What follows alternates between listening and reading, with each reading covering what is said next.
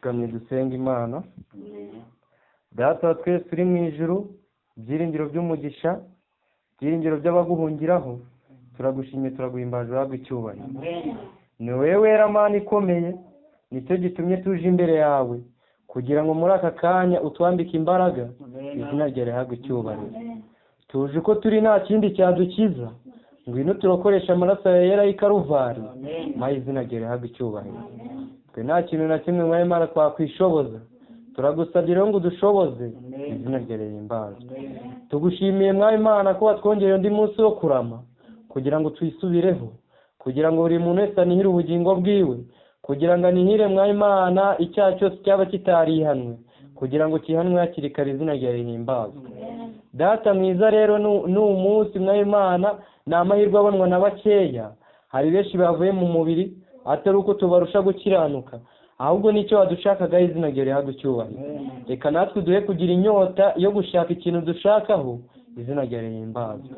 Ni ukuri wongeye mwaye Mana kutugeza muri uwo mugoroba, none mwaye Mana twongeye kugaruka imbere yawe mwaye Mana turi ba bandi.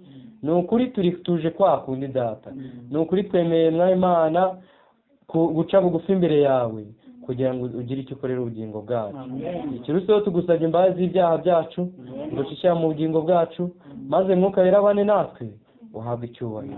Ntabwo mwaye Mana rega, ntabwo twifuza kuguma mu bubata bw'icyaha, ahubwo turashaka kubaturwa mu cyaha, izina ryawe rihimbazwe. Ariko ubiduhere ubuntu, kandi ubiduhereye ubuntu na bene Data turi kumwe bose mwaye Mana, turi imbere yawe, izina ryawe rihimbazwe. Dusabiye abagenzi bose aho bari mwami Mana, ni ukuri ngo ubambike imbaraga kandi ubane nabo. Abana bari mu nzu z'imbohe mwaye Mana bazira gukiranuka kwawe, mwaye Mana iryo ni isezerano mwaye Mana ngo hahirwa abarenganyirijwe gukiranuka kwanjye, kuko ubwami bwo mu ijuru ari ubwabo. Ni ukuri twizeye ko ubwami bwo mu ijuru ari ubwacu, ariko turinde intege nkeya. Ni ukuri dufite intege nkeya, ntabwo twiteguye kurenganwa, utwambike imbaraga turakwingira.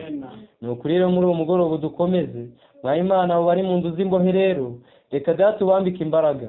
Bari kubaza impamvu zo kwizera kwabo, reka ubakore izikara ryaka umunwa, ubahe mwaye Mana kuguhamya bashize amanga, izina ryawe rihimbazwe. Reka mwaye Mana nabo bafunganwe mwaye Mana bazira ibyaha bakoze, mwaye Mana reka umuburo mwaye Mana abana bari gutanga mwaye Mana bari kumwe, reka nawe ufungure intekerezo zabo, maze nibafata umwanzuro dushima urukundo rwawe. Tweretse n'abayobozi babanyura imbere, reka mwaye Mana umuburo bari gutanga nabo bawumve mwaye Mana, maze imitima yabo ice bugufi bihana, izina ryawe rihimbazwe. Tweretse mwaye Mana abarwayi, reka nabo bane nabo ubakize indwara mwaye Mana z'umubiri n'umutima ubonereho, kuko twabonaga yuko wakizaga indwara z'umubiri mwaye Mana n'umutima ukaboneraho, izina ryawe rihimbazwe. Reka Data mwiza ikiruseho mwaye Mana twe turwaye indwara y'icyaha, reka ugice mu bugingo bwacu, ni ukuri mwaye Mana gicike, maze izina ryawe rihabwe icyubahiro. Tweretse mwaye Mana abagenzi bose, ubambike imbaraga Data mwiza, ni ukuri mwaye Mana uduhe gukomera, uhabwe icyubahiro. Dore Data mwiza by'umwihariko mweretse abasore aho bari hose mwaye Mana ndabakweretse, ni ukuri tugeraniwe n'inkota icyayi, reka utwambike imbaraga. Turi guhirwa na byinshi mwaye Mana bitugusha, ariko twizeye neza yuko uri muri we Data mwiza nta kizamukoma mu nkokora. Reka mwaye Mana tube mwaye Mana abantu mwaye Mana bashaka gutungana kwawe, izina ryawe rihabwe icyubahiro. Reka rero bane natwe kandi dukomereze umuntu bwawe, turakwiragije tukoragije gahunda z'aka kanya ndetse n'iziri imbere, tubikwakira mu izina rya Yesu. Amen. Amen.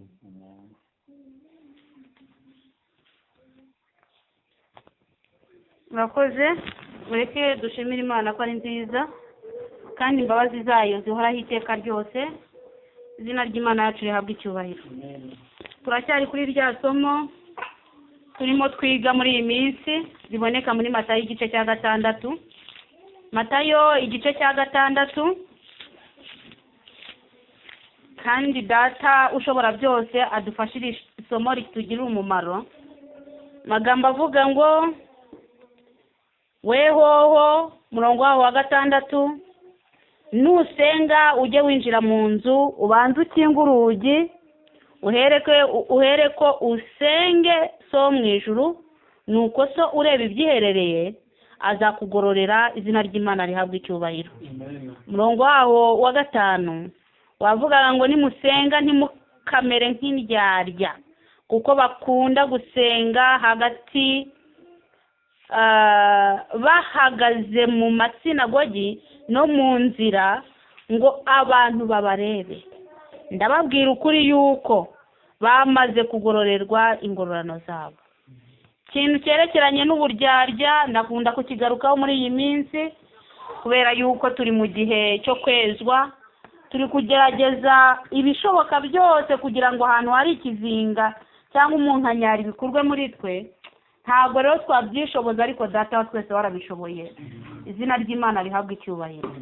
Dukwiriye gucika ku narige yose. Dukwiriye gucika ku narige yose. Reka mbabwire, muzi abantu babwirwaga ibi bintu, muzi abantu bagereranyijwe nk'indyarya. Ijambo ry'Imana ryarabatubwiye, ryatubwiye ko ari abafarisayo, ryatubwiye ko ari abafarisayo. Kandi aba bafarisayo bagiraga ariko reka mbabwire, muzirikane ko aba bafarisayo bo bagiraga isaha idapfa yo gusenga. Ni bangahe bafite amasaha adapfa hano yo gusenga, kandi koko bakaba bayubahiriza nk'uko biri? Icyo ni icyambere. Aba bantu bari biteguye bifatika, mu by'ukuri mu byerekeranye n'imihango barabyuzuzaga pe.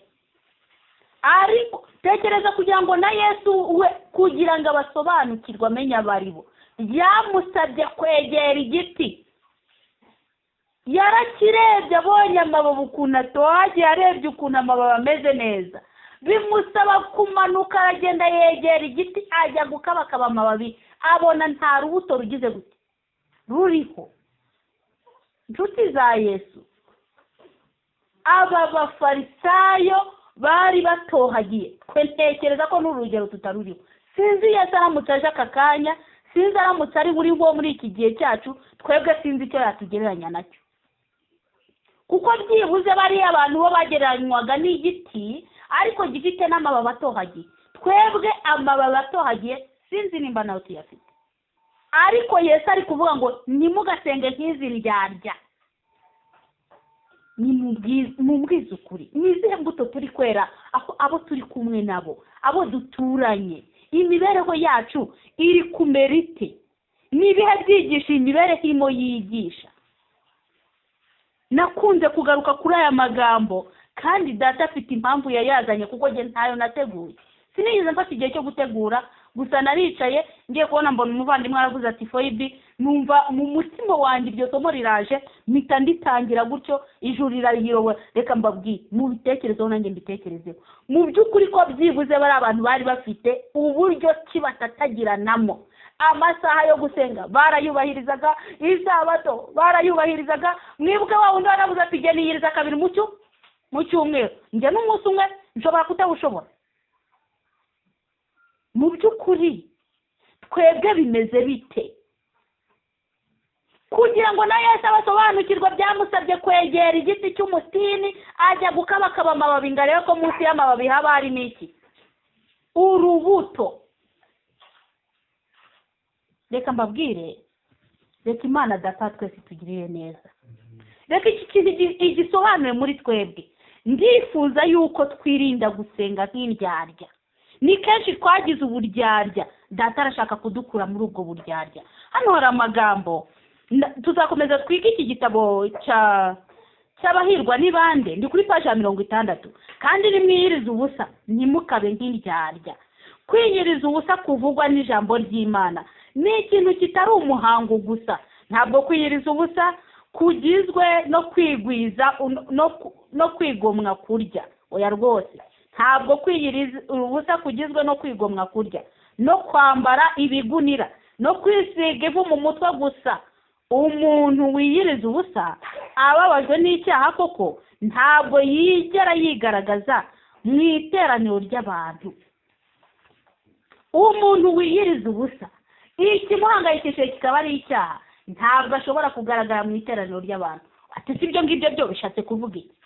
Reka nkubwire, wiriwe mu rugo usenga n'urugero, umaze kwirirwa mu rugo usenga, ugiye kumva wumva umuntu arakomanje kuri porotayi, cyangwa se agenda ahamagariye mu rugo nta porotayi iriho, ati yemwe muri aho, urasohotse uti muri aho neza, amakuru yanyu ni meza, yewe uzaba mugore wo kwa kanaka byagenze gutya byagenze na kuriya uzirise burya umugabo we yaramukubise none buyaguye mu rugo yahukanye ese nuko bimeze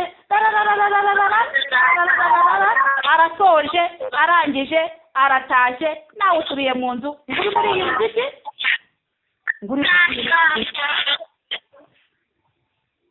Mariane mfasha ufunge iyo mikoro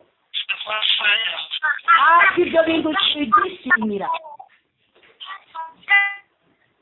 ntabwo ibyo bintu byishimira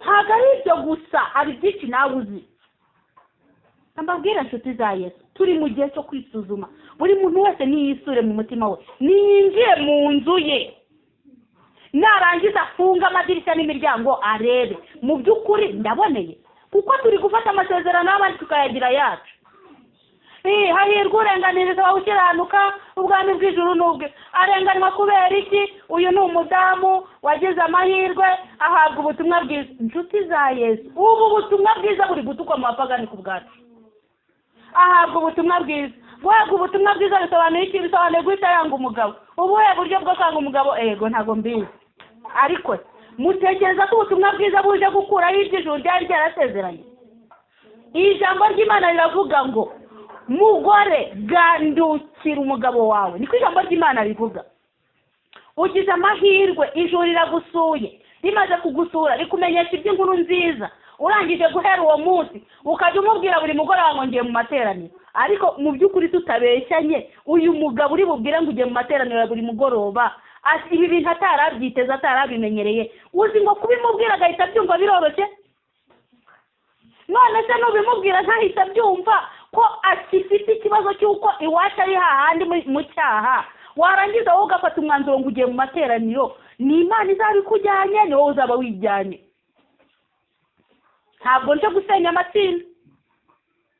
nje gusenya amatsinda mu nyumve neza ariko ndagira ngo ubitekerezeho noneho wagera mu rugo akakubwira ati wowe mugore waraye hehe uti rwose nari nagiye gusenga akagucishamo urushyi rumwe ati hahirwa abarenganyirizwa gukiranuka mu by'ukuri uko gukiranuka ninde wakukwigishije kubera iki bidashoboka ko wafata Bibiliya n'umwuka w'ubuhanuzi n'indirimbo ngo wicare mu rugo utere indirimbo igihe kibikwemerera upfuka musenge ushimira Imana utangire uririre umuryango wawe ugiye kurangurura n'iwawe ntibarabyumva urarangurira abandi wabanjije ugahera iwawe nibatabyumva niyo mahirwe hari umuvandimwe turi kumwe ahise ambwira ngo none se nibatabyumva niyo mahirwe mu Kristo hari abantu bahuye nabo mu ngando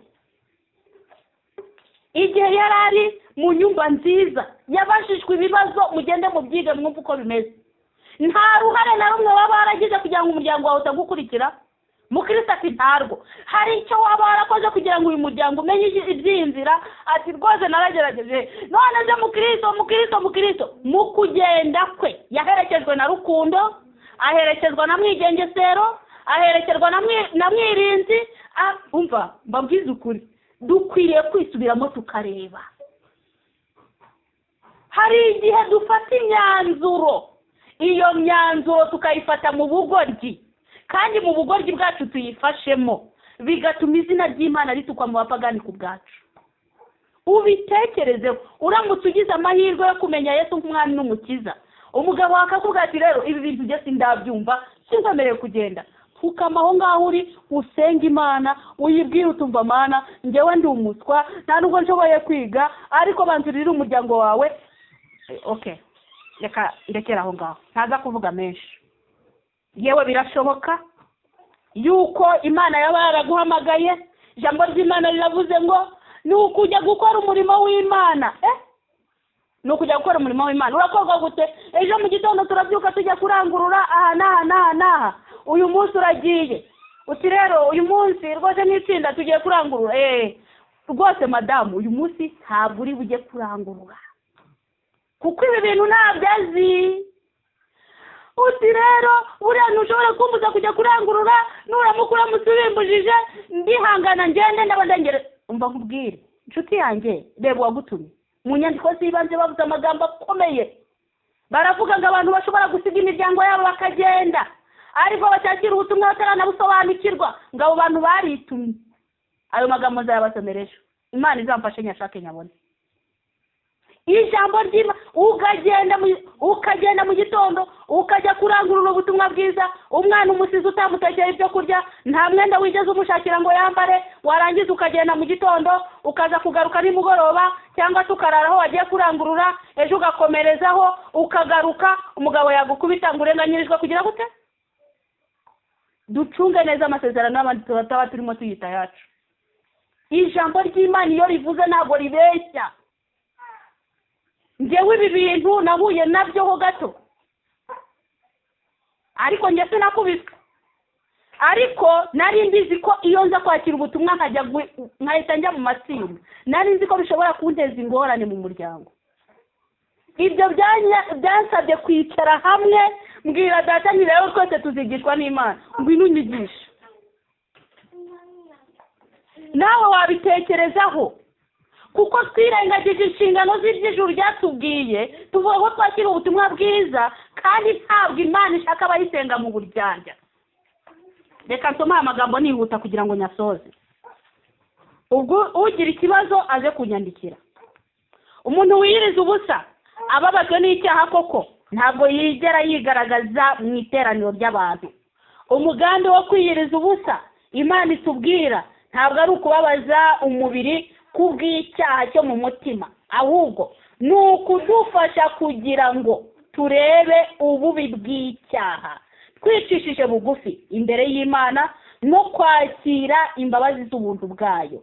Imana yategetse Abisirayeli iti, imitima yanyu aba ariyo mutanyagura, mureke imyenda yanyu maze muhindukirire Uwiteka Imana yanyu. Yoweri igice cya 2:15.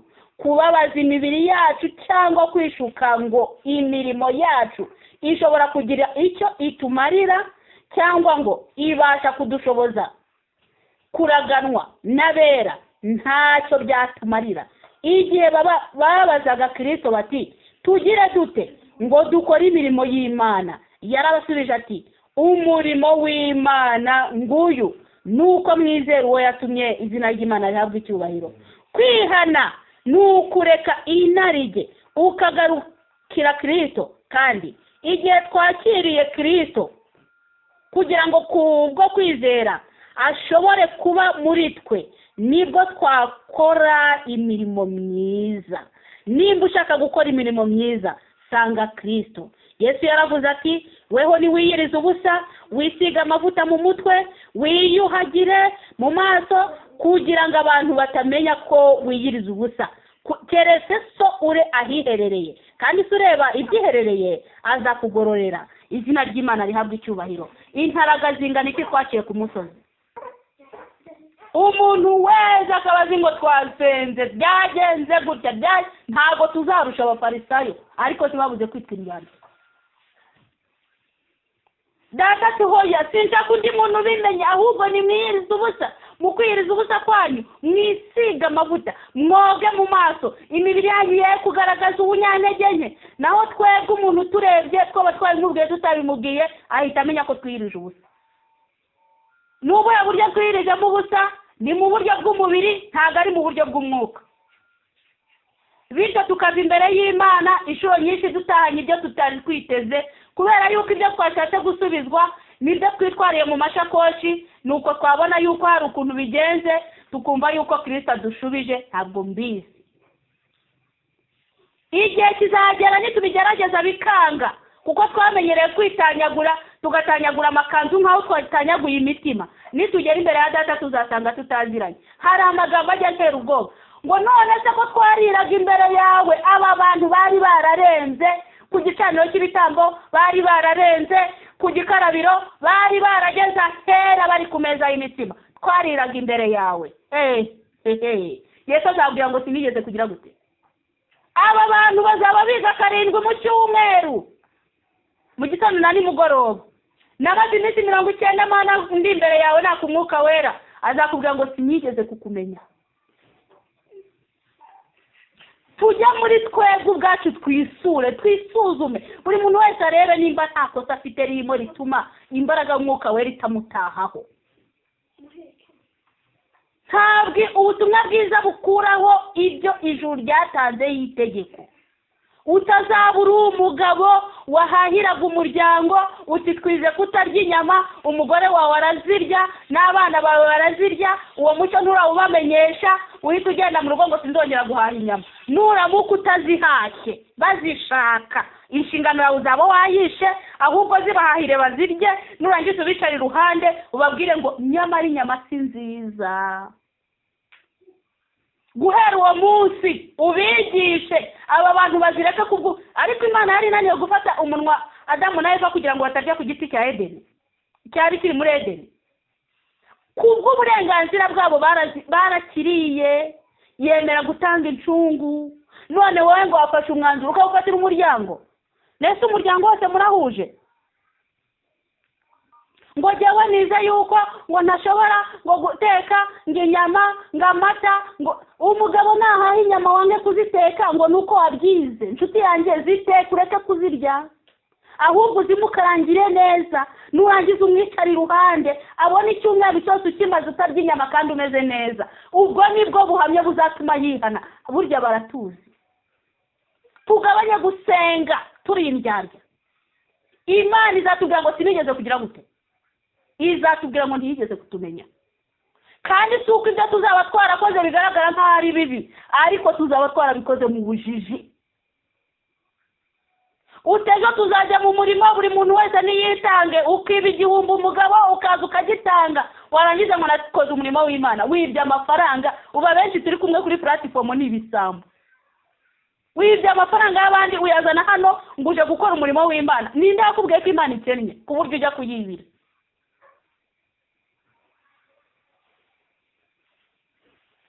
Tugabanye gusenga turi indyarya, aho niho igisubizo kizaboneka. None abenshi bitwaza isomo ngo none se ngo ukuboko kw'iburyo ni gukora, ngo kw'ibumoso ngo nikuzabimenye. Inshuti yanjye, ntabwo umugabo wawe ari ukuboko kw'ibumoso, ahubwo ni umutwe w'urugo.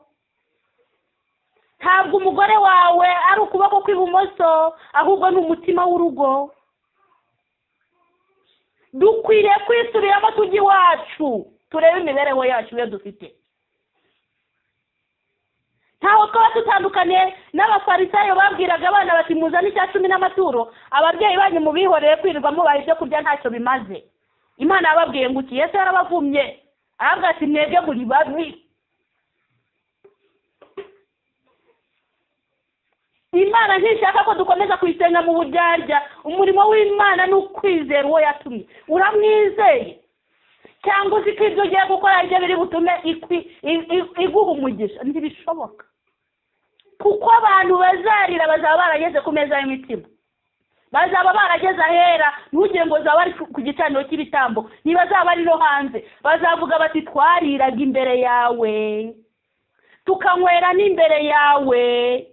Azababwira ngo sinigeze kubamenya.